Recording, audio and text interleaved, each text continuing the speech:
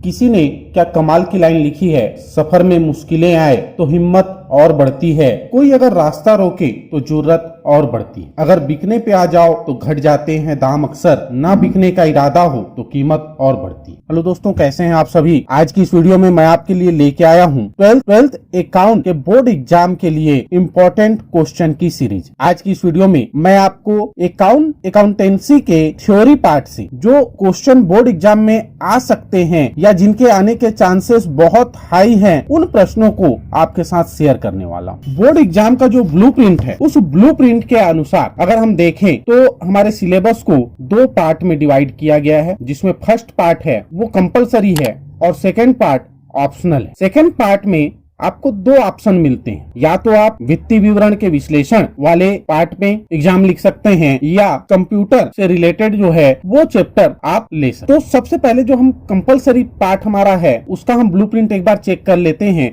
कि किस प्रकार के प्रश्न पूछे जाएंगे। साझेदारी फर्म जो पार्टनरशिप है, पार्टनरशिप से टोटल 35 मार्क्स के क्वेश्चन आने, जिसमें से 4 प्रश्न जो होंगे वो 1 नंबर के होंगे, 3 नंबर का एक थ्योरी आएगा और 4 नंबर का एक प्रैक्टिकल रहेगा और एक थ्योरी होगी, मतलब 2 प्रश्न आएंगे 4 नंबर वाले। और इसी तरह से 6 नंबर के भी 2 प्रश्न आएंगे, लेकिन दोनों प्रैक्टिकल होंगे और 8 नंबर का एक प्रश्न आएगा प्रैक्टिकल का। कंपनी से केवल 2 नंबर की थ्योरी आएगी, जो 1-1 नंबर के 2 प्रश्न होंगे। बाकी जितने भी प्रश्न होंगे 23 नंबर के जो प्रश्न होंगे वो टोटल जो है प्रैक्टिकल से पूछे जाएंगे, जिसमें 3 प्रश्न होंगे 3 नंबर के, एक प्रश्न होगा 6 नंबर का और एक प्रश्न होगा 8 नंबर का। फिर इसके बाद हम देखते हैं वित्तीय विवरण का विश्लेषण। वित्तीय विवरण के विश्लेषण से 12 नंबर का और रोकड़ प्रवाह विवरण से 8 नंबर का प्रश्न आएगा।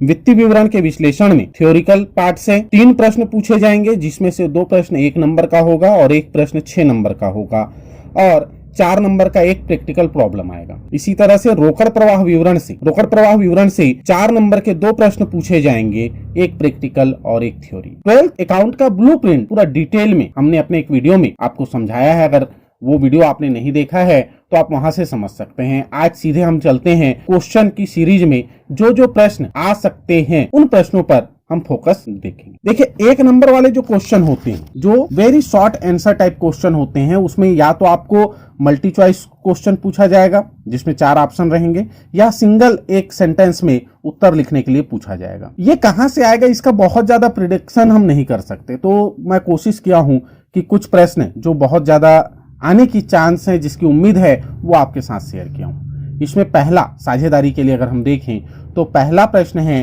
फर्म के समापन पर होने वाले व्यय को कहते हैं, है ना, वसूली व्यय कहते हैं। दूसरा है वसूली खाता है। वसूली खाता क्या है, किस प्रकार का खाता है, ठीक। वसूली खाता कब खोला जाता है, किसके स्वभाव वाली ख्याति का मूल्य सबसे कम होता है, साझेदारी का पंजीयन कराना अनिवार्य है या ऐच्छिक, अधिलाभ किसे कहते हैं, साझेदारी समझौता हो सकता है, कैसे हो सकता है, लिखित हो सकता है और मौखिक भी हो सकता है, दोनों हो सकता है। नेक्स्ट है, नए साझेदार द्वारा ख्याति की राशि नगद लाए जाने पर पुराने साझेदारों के पूंजी खाते में उसे किस अनुपात में क्रेडिट किया जाता है, जमा किया जाता है। पुनर्मूल्यांकन खाता कब खोला जाता है, साझेदारी संलेख के अभाव में साझेदारों के ऋण पर ब्याज की दर होती है, किसका स्वभाव ख्याति से संबंध नहीं रखता। यहाँ पे कुछ आपको जानवरों के नाम दिए रहेंगे, शेर, भालू, चीता, है ना, और पूछा जाएगा कि किसका संबंध नहीं होता है। तो आपको मालूम है कुत्ते का, चूहे का, खरगोश का, ठीक है, और बिल्ली का, ये ख्याति के स्वभाव से रिलेटेड होते हैं। इसके अलावा अगर कोई नेक्स्ट आइटम दिया रहेगा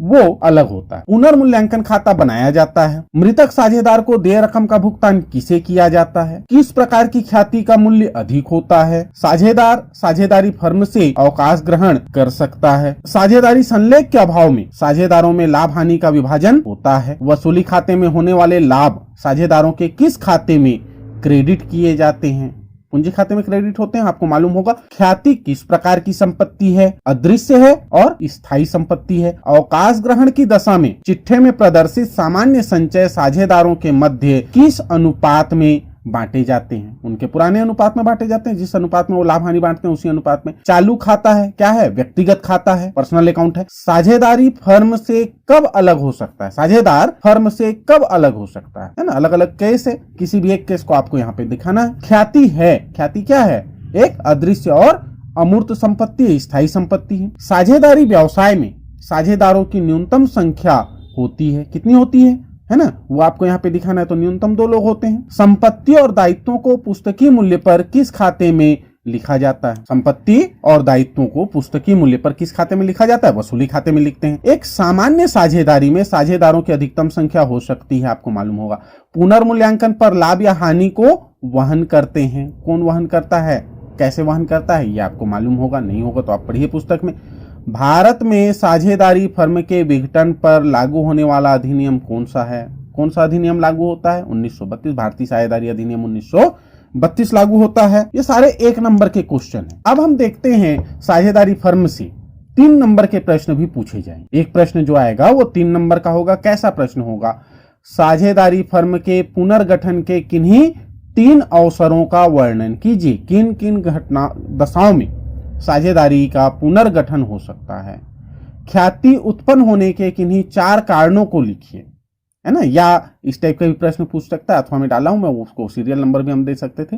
वसूली खाता और पुनर्मूल्यांकन खाते में 4 अंतर लिखिए। ये 4 नंबर का क्वेश्चन आएगा तो 4 अंतर, 3 नंबर का आएगा तो 3 अंतर।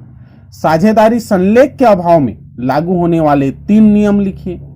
फर्म में साझेदार होने के लिए क्या योग्यता होनी चाहिए?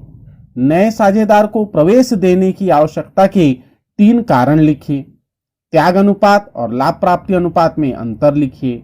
साझेदारी की किन्हीं 4 विशेषताओं को समझाइए। साझेदारी संलेख क्या है? स्थायी और परिवर्तनशील पूंजी खाते में 4 अंतर लिखिए। ख्याति उत्पत्ति के कोई 4 कारण लिखिए। ऋण पत्रधारी होते हैं। ये अब कंपनी वाला चैप्टर हम पहुंच गए। कंपनी वाले चैप्टर से थ्योरी पार्ट में अगर हम बात करें तो 2 प्रश्न आएंगे 1-1 नंबर के लिए। ऋण पत्रधारी होते हैं, क्या होते हैं? कंपनी के लेनदार होते हैं। एक निजी कंपनी के सदस्यों की अधिकतम संख्या कितनी होती है? समतांशधारी होते हैं। समतांशधारी कौन है? मालिक होते हैं। सार्वजनिक कंपनी में न्यूनतम कितने सदस्य होते हैं? जो ऋण पत्र कंपनी के रजिस्टर में दर्ज नहीं किए जाते हैं वे क्या कहलाते हैं? वाहक ऋण पत्र कहलाते हैं। उनमें नाम नहीं होता है किसी का। जिसके पास भी वो रहेगा वो उसका मालिक होता है, इसलिए उसका नाम रजिस्टर में एंट्री नहीं होता है। कंपनी का आर्थिक चिट्ठा किस अधिनियम के द्वारा बनाया जाता है? कंपनी के स्वामी होते हैं। कौन होता है? कंपनी के स्वामी कंपनी के समतांशधारी होते हैं। पूंजी संचय चिट्ठे में किस ओर दर्शाया जाता है? वह पूंजी जिसे अधिक अंशों का निर्गमन नहीं किया जा सकता कहलाता है। क्या कहते हैं उसको? अधिकृत पूंजी कहते हैं। संचित पूंजी कंपनी द्वारा कब मांगी जा सकती है? कब? जब कंपनी का समापन होगा। क्या ऋण पत्रों का हरण किया जा सकता है? नहीं। अंशों का निर्गमन किया जा सकता है? हाँ, है ना। और कैसे हो सकता है? तो सभी प्रकार से हो सकता है। अंश, प्रीमियम पे, सममूल्य पे और कभी कभी बट्टे पे भी, कुछ विशेष केस में तो तीनों आएगा। अंश आवेदन खाता है। कैसा खाता है? कंपनी का स्वामी कौन होता है? समतांशधारी होते हैं। ऋण पत्रों पर ब्याज के भुगतान की अवधि होती है 6 माह। 6 माह में ब्याज मिलता है ऋण पत्रों पर। किन अंशों पर लाभांश की दर निश्चित नहीं होती? समता अंशों पर लाभांश की दर निश्चित नहीं होती। इसके बाद हम चलते हैं पार्ट बी में। जो सेकंड हमारा पार्ट है वित्तीय विवरणों का विश्लेषण। इसमें पहला प्रश्न है ना, इसका ब्लूप्रिंट क्या कहता है पहले ये देख लेते हैं। इसके अनुसार 2 प्रश्न आएंगे 1-1 नंबर का। एक प्रश्न आएगा 4 नंबर का जो कि प्रैक्टिकल प्रॉब्लम होगा और 6 नंबर का एक थ्योरी आएगी। तो यहां पे देखते हैं हम 1 नंबर वाले क्वेश्चन किस टाइप के आ सकते हैं। आर्थिक चिट्ठा कहलाता है। आर्थिक चिट्ठे को क्या कहते हैं? स्थिति विवरण कहते हैं। तरलता अनुपात गणना हेतु सूत्र लिखिए। तरल अनुपात का सूत्र क्या है? आदर्श तरल अनुपात होता है। आदर्श तरल अनुपात क्या है? चालू दायित्वों के 2 उदाहरण। आदर्श चालू अनुपात होता है। आदर्श करंट रेशियो क्या है ना, लिक्विड रेशियो क्या है और करंट रेशियो क्या है, दोनों। चालू अनुपात गणना हेतु सूत्र लिखिए। सम विच्छेद बिंदु विश्लेषण स्पष्ट करता है। क्या को स्पष्ट करता है वो बताना है। किस पूंजी से अधिक अंशों का निर्गमन नहीं किया जा सकता? अधिकृत पूंजी से अधिक अंशों का निर्गमन नहीं हो सकता। तरलता की सबसे कड़ी जांच होती है। ठीक है। वित्तीय विवरणों का मूल्यांकन करना क्या कहलाता है? चालू अनुपात के लिए प्रमाणित या प्रमापित अनुपात क्या है?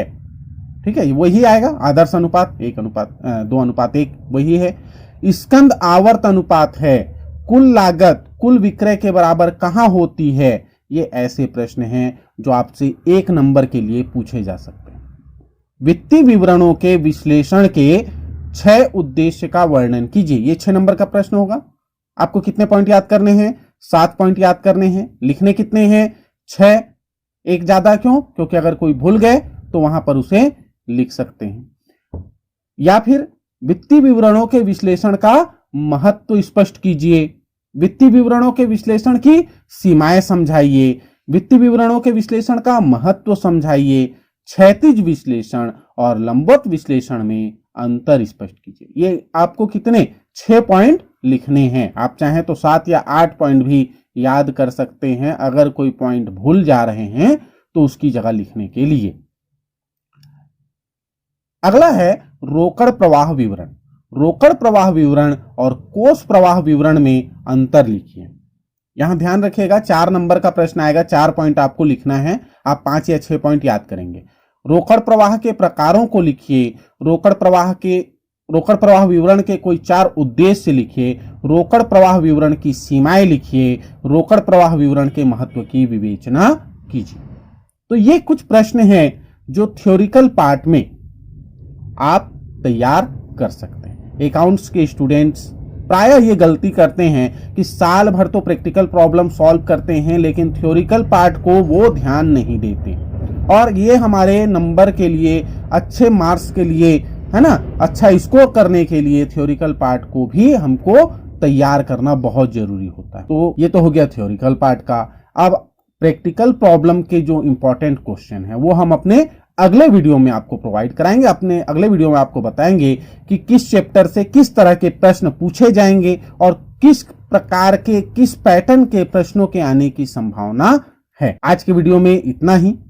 मिलते हैं अपने नेक्स्ट वीडियो में।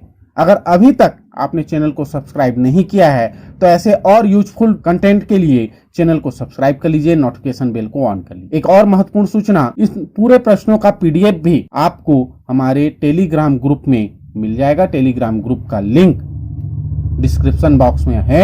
आप वहां से टेलीग्राम लिंक से ज्वाइन हो सकते हैं, चैनल से ज्वाइन हो सकते हैं, और इसका पीडीएफ भी हम आपको 1 या 2 दिन में वहां पर उपलब्ध करा देंगे। वीडियो में अंत तक बने रहने के लिए आपका धन्यवाद। जय हिंद, जय भारत।